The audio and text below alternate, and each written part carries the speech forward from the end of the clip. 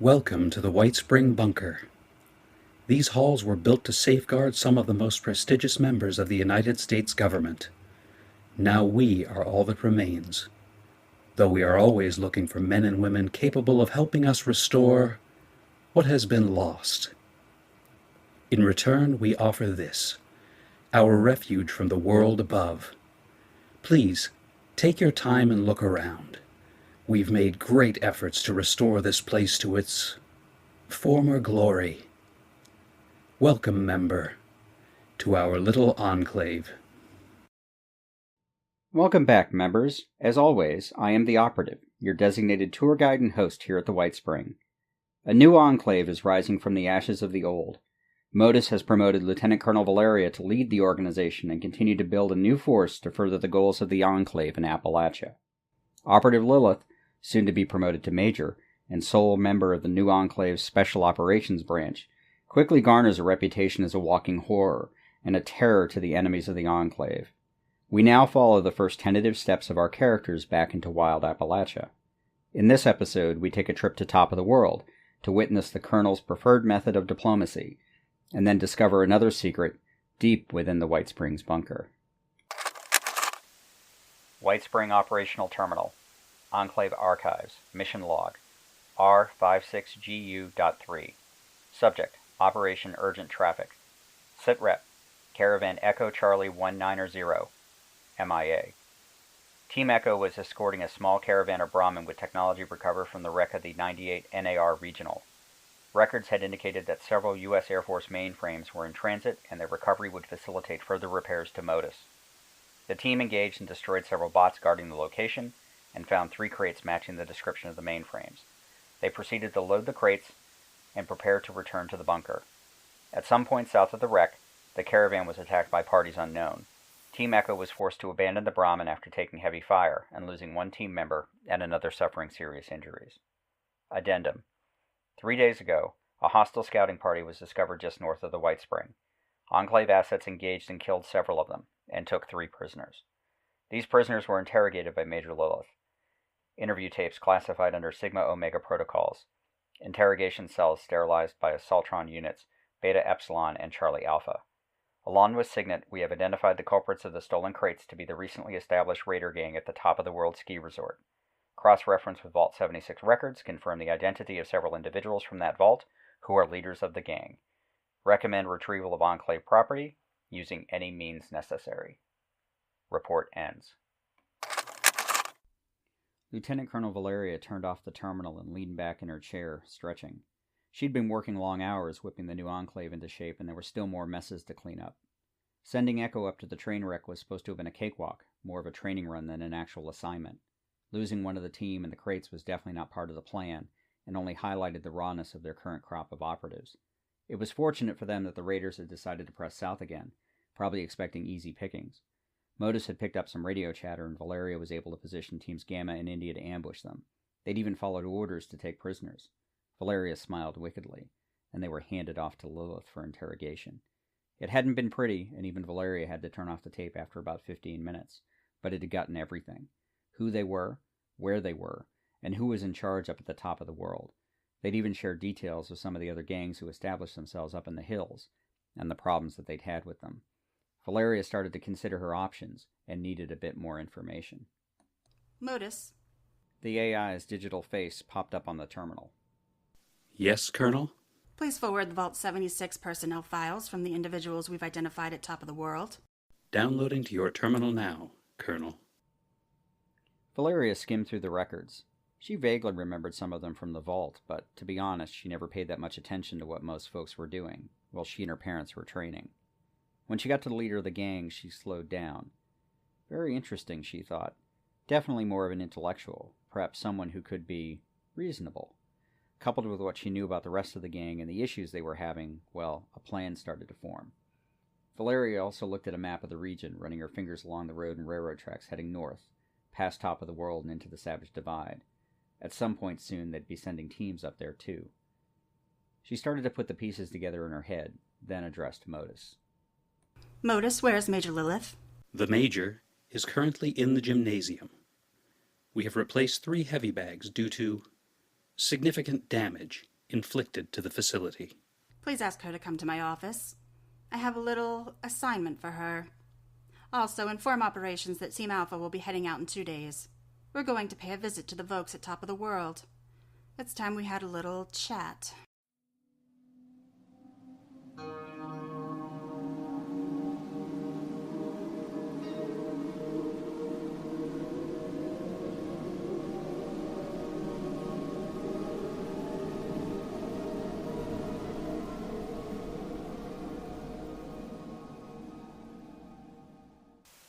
Recording data source.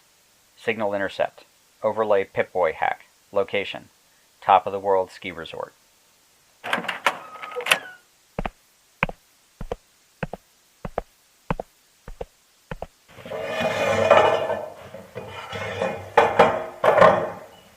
Well, you said you wanted to talk, bitch, so talk. You and your buddies have set yourselves up pretty well here. I mean, I guess not everyone could have been expected to stay so civil after leaving Vault 76. Fuck you. Fuck the Overseer. And fuck Vault-Tec for all the crap they pulled and sent us all up here to die. We're just doing what we have to do to survive out here. Oh, and so convenient that you could just pick right up where those real raiders left off, isn't it? Fine words there. What the hell have you been doing out here besides playing soldier and dress up, little girl?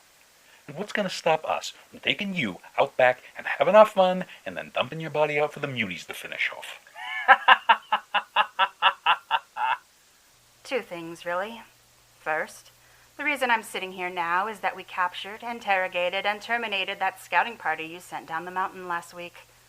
So I know everything there is to know about your little organization here. And second, my team is waiting for a signal from me. If they don't receive it, I can guarantee that you'll be dead before you can draw your weapon. I'm no shrinking violet, gentlemen. I'm also prepared to kill you myself. Suppose I decide not to believe you. That would be a mistake. Lilith. What the fuck? Sit down. What? You've already forgotten that our Pip-Boys can keep in constant contact? That was just a demonstration. Boss, what the hell? You want me to smoke this bitch? Put that away, son. You told Teddy to bring in some whiskey. Okay, so you made your point. What do you want? You and your associates have proven to be a minor annoyance until very recently. We've had much bigger fish to fry, as you've probably seen. Appalachia isn't what it used to be. But a week ago, one of our caravans was attacked by individuals we believe originated here. Some items were stolen that we'd like to get back.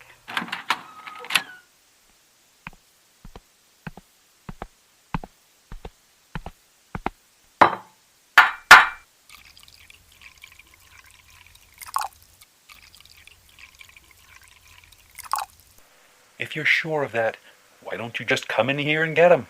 Yes, we could do that. But it gets so messy. And I'm willing to give you the benefit of the doubt. Yes. In fact, despite the minor inconvenience, we'd be willing to compensate you for the return of our property. You'd pay us. Look, I wasn't born yesterday, but that just encourages bad behavior, doesn't it? I see you can still put that PhD to good use. And yes, we know exactly who you are, as we have access to the Vault 76 records. And that's why I'm willing to make the offer and make a proposal as well. I'm listening. You and your associates are sitting on one of the primary transportation routes into the Savage Divide. We have teams we're planning on sending there, and this would be the fastest way in and out of the area. To maintain adequate lines of communication, I can't have a speed bump sitting in the middle of that. Now I could wipe you out, but I think I can use you. Go on. You're not the only gang in the mountains here, just one of the better organized and disciplined. In fact, you've shown a reluctance to engage in some of the more unsavory activities of the others. Because of this, some of the other gangs have begun to encroach on your operations. You seem to know an awful lot. Therefore, according to the old saying, we'd like to work with the devil we know as opposed to the devil we don't. Our terms are simple. For some generous compensation and support, you provide free passage to my teams, whatever intelligence you uncover about the operations of the other gangs or threats in the Divide, and a place to rest if needed. Of course, this is also predicated on the return of our items. It's mighty generous of you. You'd give us, what, food, water, shit like that? Weapons and ammunition. That's really what you want, correct? Can't hold that turf with just purified water. Of course not. The Enclave can ensure that you are properly armed, should you accept our terms. But be warned, we'll be watching. And how can we trust you? You're still alive, aren't you? As opposed to your very rude associate over there. Good point. If we are in agreement, you'll have our equipment brought here, so my associates can verify it's all there. Yeah, it's a deal. We couldn't figure out what they were anyway. Hey, Teddy, grab Jones and Rory, get those crates, and bring them over here. Yes, boss. Thanks for the whiskey. Don't usually care much for it, but when making new friends, I always make an exception. The old occupants had quite the stash. Took us a while to get that crazy robo chick upstairs to give us the keys to the cellar, but we finally convinced her. She's still good for a laugh, and she sure as hell knows a lot about what happened around here. Rose. Yes, she's got quite the history. I met her a while back. Came through here before you guys set up shop. And who knows, she might come in handy at some point. No pun intended.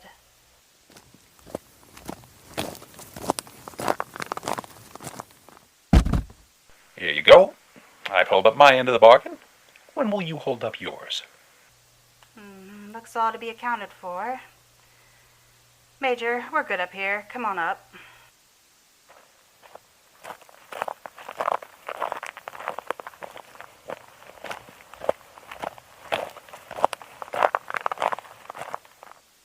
Oh shit. It's that demonic bitch. Now. That's Major Lilith to all of you. And stay on our good side, and you won't have to get to know her up close and personal. You gotta be kidding me. That thing skinned one of my crew alive. If you think for a second... The Major never did anything to anyone who didn't deserve it. And as I said, you stay on our good side, and you won't have to see her around. As you can see, we've also upheld our end. These Brahmin are carrying enough weapons and ammunition to last you quite a while. We'll be watching, so don't get too cocky. Oh, and one more present for you. When we heard that Mad Cat Moran was gunning for you, the Major paid a little visit.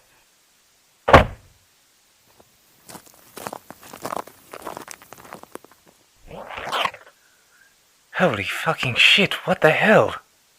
You don't like my present? Is that... Mad Cat, his chief lieutenants, and, girlfriends? Yeah, Val. They wouldn't quit their screaming. Ah, yes, girlfriends. Obviously, they won't be bothering you anymore. Think of it as a show of good faith. Now, I expect that you'll be very appreciative. From time to time, I may have a favor or two to ask. Don't worry, I fully expect that you'll still be performing your raiderly activities up here, but I also expect that you'll stay on the right side of the line. Can you live with that? Yeah, I can live with that. You two, get those Brahmin unloaded, then take the bag. Guess we have a few more heads to put on the pikes. I'd say it was a pleasure doing business with you, but we both know that's a lie. Let's just say it was mutually beneficial, and we can keep it that way. I think we understand each other perfectly.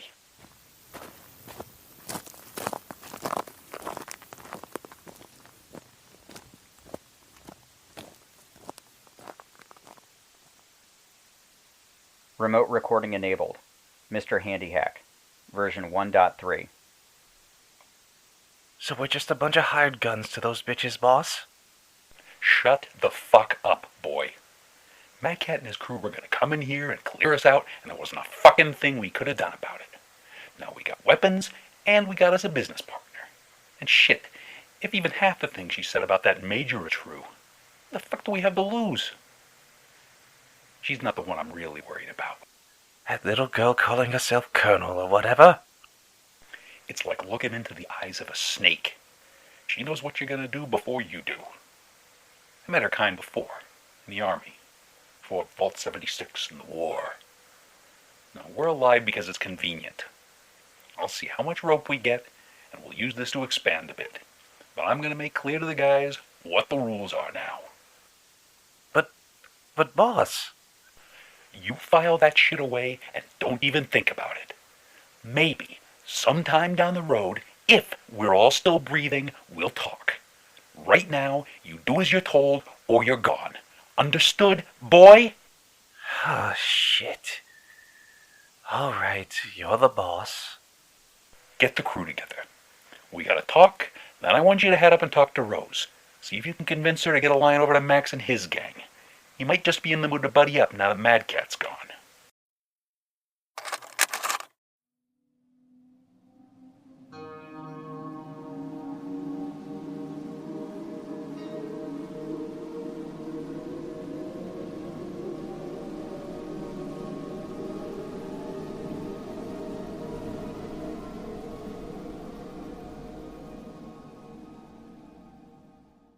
The Enclave's relationship with the Top of the World gang would grow over time.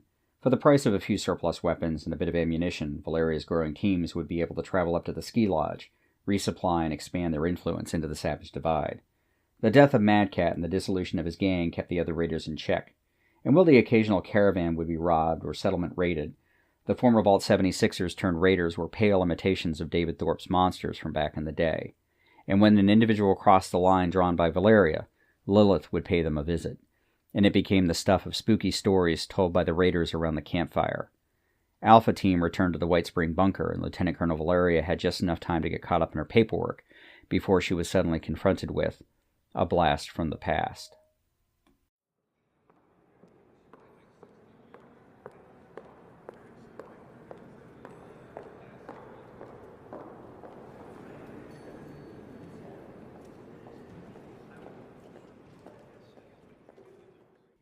Newly promoted Lieutenant Colonel Valeria strode into the operations center of the WhiteSpring Bunker. Her uniform was neatly pressed, and the polished silver oak leaf insignia of her rank shone in the fluorescent light. The skeleton crew manning the consoles rose to attention and saluted when she entered. The news of her assuming command had been met with a mix of emotions from her fellow Vault 76ers. Many had expressed relief that someone other than a computer was in charge, and those with a military background appreciated having a chain of command again. Most were still leery, however, of Valeria's young age and perceived inexperience. Her family had never really socialized with the other 76ers during their time in the vault, so they lacked the familiarity with her that they had already had with most of the other former residents. There had been some verbal protests and even strong words amongst the members after the announcement. Modus had carefully analyzed the conversations. He recorded everything that occurred in the bunker and presented a list of potential troublemakers to Valeria. Even Modus had to admire Valeria's handling of the transition. She delivered an impassioned speech to the collected new Enclave on the production floor, detailing her dedication to the cause of rebuilding the region and nation, and that loyalty would be rewarded. It helped that she passed out a bevy of promotions and announced that several new areas of the bunker would be open for use by the members. That was enough for most of them, and they fell into line. That left a very small, but vocal minority led by a former Vault 76 security officer who felt Valeria was far too young, too naive, and not deserving of the responsibilities of command. Valeria went to this group in person to present her case. They sat through her speech, unmoved, and left the room flatly rejecting her authority. I'm sorry you feel that way. I had hoped we could all work towards a better future. That night, after Modus deactivated the security feeds, Lilith stalked the halls of the WhiteSpring Bunker with a list. She paid each member who turned their backs on Valeria a visit. By morning, there was no longer any resistance to the new order. It did take Modus's Protectron several days to sterilize the former members' rooms and make them habitable again. While there might have been rumors after the fact, the rest of the Enclave began to settle into routine. However, there were still some surprises to be had. Ma'am? Sorry to interrupt, but something strange is going on down in the medical wing. It was Private Jameson, one of the newer members and assigned to monitor internal communications in the bunker. Strange, Private? Yes, ma'am. I'm getting some weird chatter on the internal communication systems, and it's from a part of the wing that isn't open. Well, that certainly got Valeria's attention. There were many areas of the bunker which were still inaccessible due to damage. and now there was activity in one of them? Okay, Private. Show me. She leaned over his console as he started typing commands into his terminal. The display showed the map of the bunker complex, with the habitable areas in green and the closed-off sections in red. And sure enough, there was some kind of signal coming from one of the red areas. Can you bring up the audio, Private? Private Jameson nodded and rekeyed the audio stream. Fucking hell. What is going on? Where the hell am I? Modus? Modus! I know you can hear me, you son of a bitch. What the fuck did you do to me? The voice from the intercom was loud, angry, and definitely alive. Valeria was just about to say something when the audio was abruptly cut off. We apologize for the interruption. It appears that we owe you an explanation and an introduction. Modus's digital face had appeared on the screen, overlaying the bunker map. Valeria looked up and over to Private Jameson. He looked very confused and flustered. Most members had very little direct contact with Modus, and well, he certainly was an acquired taste. Though I think the exact phrasing most members used was, "He creeps me out." Modus, can we discuss this somewhere a little more private? That would be acceptable, Colonel. Please meet us in the medical wing. Alone. She sighed again. Most certainly an acquired taste, she thought. The AI had its own quirks, the results of being programmed by the Enclave, the damage from before, and all the years in isolation. That didn't prevent her from checking her sidearm, just in case. Private Jameson still looked distressed, tapping his fingers on the console. Get back to what you were doing, Private.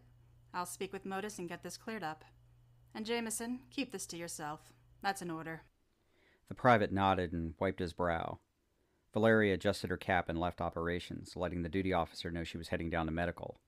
Outside of the main medical office, she saw Dr. Harefield, and she looked upset. Valeria! Colonel. Just what the heck is going on around here? I think I can hear someone through the walls. It's okay, Dr. Harefield. Modus and I will handle it. Why don't you grab something from the commissary, and I'll let you know once everything has been resolved. Valeria tried to calm the doctor down and remove her from the situation. Finally, Dr. Harefield nodded and put herself back together, walking down the hallway. Valeria strode into the medical section and over to the Modus terminal. Okay, Modus. Time to explain. Yes, Colonel. We apologize. The damage we suffered is still being corrected, and some of our projects are not at the forefront of our mind. Fine, but we seem to have a situation. Correct. If you give us a few minutes, we will introduce you to the sole surviving member of the original Enclave. Excuse me, Modus, but did you say survivor? Correct again, Colonel. We know this may come as a surprise. We ourselves were only vaguely aware of a secondary medical program still in operation. Please bear with us. Valeria crossed her arms and stared at the terminal. She was well aware of what happened to the original Enclave. Modus had been very transparent and made all relevant files accessible, and it had been one of Valeria's first commands to lock down the archives to cleared personnel only. However, based on what she had read, Modus had flooded the entire bunker with toxic gas, killing everyone. How could there possibly be a survivor? And how would they not know about it? A trio of Protectrons marched down the hallway, past Valeria and towards the closed-down section of the medical wing. The large sliding door was blocked by wreckage and appeared to be off track. While she watched, the three bots started clearing the rubble. Getting curious, she got closer to the door. Valeria swore she could hear something coming from the other side. It was muffled, but she was sure it was a voice, and a very angry one by the sound of it. Please stand back, Colonel. Our Protectrons will need to utilize their cutting torches to get through the door. We are also attempting to calm our patient as well. The Protectrons clustered around the door, powering up their laser cutting tools. Valeria shielded her eyes as they started burning their way through the jammed door. In the back of her mind, she wondered if she shouldn't just call security. Although she trusted Modus, she couldn't be certain what was behind that door. After a few minutes, the Protectrons finished their work and they all pushed against the heavy metal door. Valeria winced at the sound of metal scraping against metal, like fingernails on a chalkboard.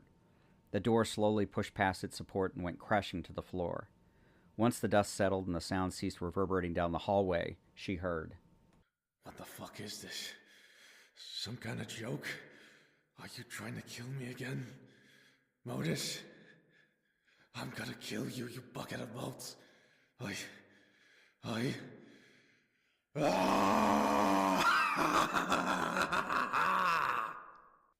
The voice, indignant and loud, came from the other side of the fallen door.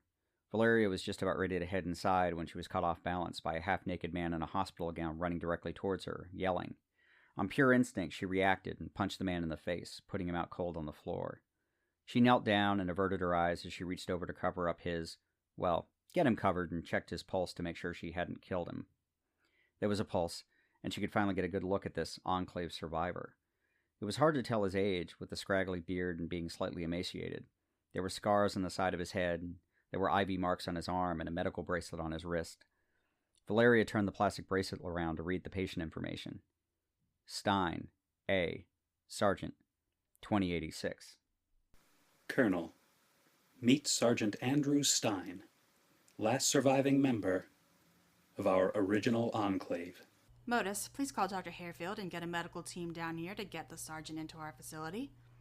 And then please enlighten me as to where the sergeant has been all these years. Done, Colonel.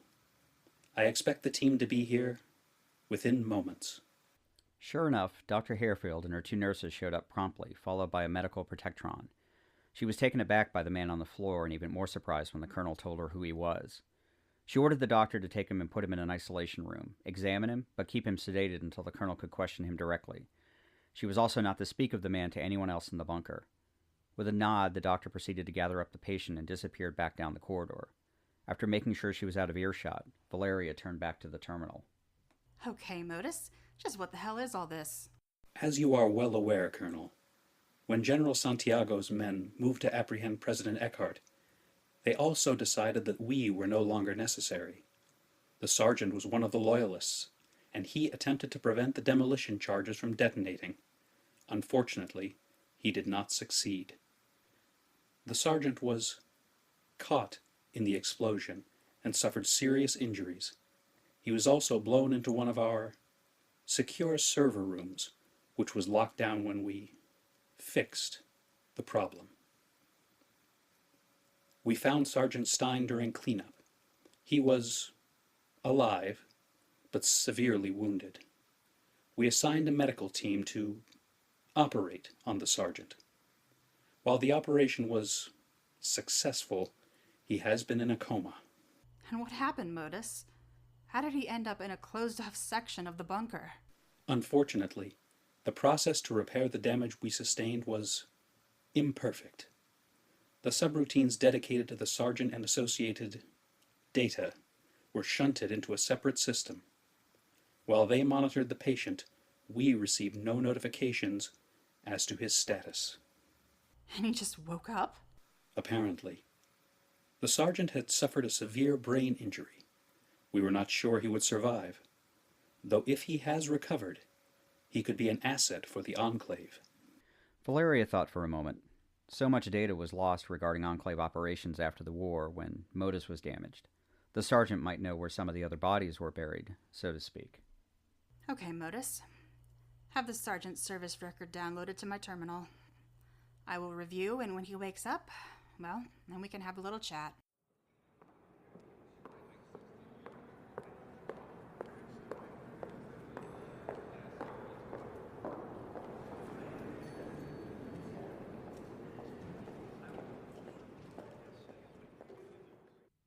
A few hours later, Valeria finished her cup of coffee at about the same time she completed her review of Sergeant Stein's personnel file. There were some gaps, as Modus's data was incomplete, but what it did tell her was still impressive. The sergeant had been a pre-war Enclave member assigned to the WhiteSpring as part of facility security. During the Eckhart administration, he'd done plenty of field work, helping to collect specimens for research projects and investigating the various factions which arose in the region. He had even received several commendations, including 2 referred directly by Operative Gray himself. That he had stayed loyal during the attempted coup against Eckhart was another big point in his favor. Of course, the real question was he still the same man, and could he be useful?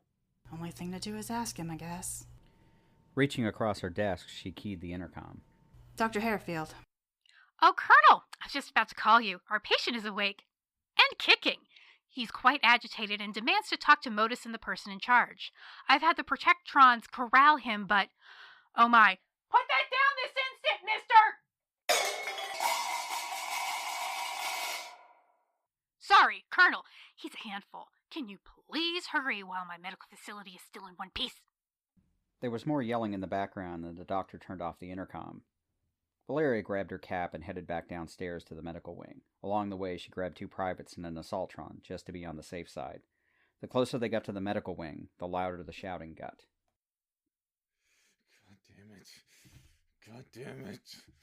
Let me go, you lousy tin cans. Where the hell is Modus? Who the hell is in charge of this lunatic asylum? Bring me the fucking man in charge! Valeria walked into the medical wing, flanked by the guards and followed by the clanking of the assaultron. I'm in charge here, Sergeant, and I suggest you calm down before we make you. A very disheveled Sergeant Stein, wrestling with one of the protectrons, finally stopped and looked up at the colonel and sneered. I asked for the man in charge, not some fucking co-ed playing dress-up. Sergeant Stein, that's no way to address your commanding officer. About goddamn time you answer me, Modus. What the hell is going on here? Where's Gray? Where's Eckhart? What the fuck is going on here, you son of a bitch? The situation has changed substantially since the incident. In fact, you've been unconscious for nearly 16 years. Unfortunately, all of the former residents are deceased. The Enclave that you knew is no more. No. How? Why? Who the fuck is this? And that doctor? What the hell is going on here? Valeria motioned for the protectrons to back away, and then addressed Stein directly. I and we are all former residents of Vault 76. You might have heard about Reclamation Day. That was about 2 months ago. Some of us arrived here and have made a new start of things. And we need men like you. I read your record. It was impressive. And you tried to do the right thing when the others mutinied. I know this is a lot for you to take in, and I may be young, but all I ask is you give me a chance. She held out her hand. Stein looked up at Valeria. She was young, but he also saw the hard eyes of someone who had seen things that people weren't supposed to see. He regarded her for a minute as he thought. Then he made up his mind. You know, I'm cranky. Usually really cranky. And if I really have been asleep for as long as Modus says, well, I have a lot to get out of my system. So bear in mind if maybe blowing something up would help. Oh God, Valeria thought. Another one. But after reading his medical file, maybe there was something to what Modus said about his brain injury. However, their little enclave needed experienced soldiers, damaged or not. Oh, I think you'll find the new Appalachia a place that may require a bit of adjustment. Do we have a deal? Deal, Colonel. One more thing, though. I'm absolutely famished. Any chance Modus could get me a cheeseburger? I'm fucking hungry. The new enclave in Appalachia has taken its first tentative steps back into the world and begun to uncover secrets from the past. We will continue to learn more about those first few months and what new challenges they will face in an Appalachia still overrun with monsters. Thank you again, members, for joining us here on The Modus Files. If you've enjoyed this content, please subscribe, and you can look forward to upcoming episodes detailing the history of the new enclave in Appalachia. I'd also like to thank our growing cast: Brad Williams as the voice of Modus, Mandy Marie as Valeria Faustina, Lucy Middleton as Lilith Alastair, Exo1 King as Sergeant Stein, and introducing Aaron McNamara as Dr. Harefield. I'd also like to thank the Mr. Jones Show for creating the new cover art for our podcast, and a shout out to the Fallout 76 Writers Guild on the Apocalyptic Aristocracy Discord, and our favorite character artist Jeremiah Johnson. He's responsible for some incredible Enclave creations, and I encourage you to check out his artwork and become a patron on his Patreon at www.patreon.com/callme_nobody. That's www.patreon.com/callme_NOBODI. And lastly, thank you to all of our subscribers and supporters. God bless the Enclave, and God bless America. members, we look forward to your next visit to our little enclave.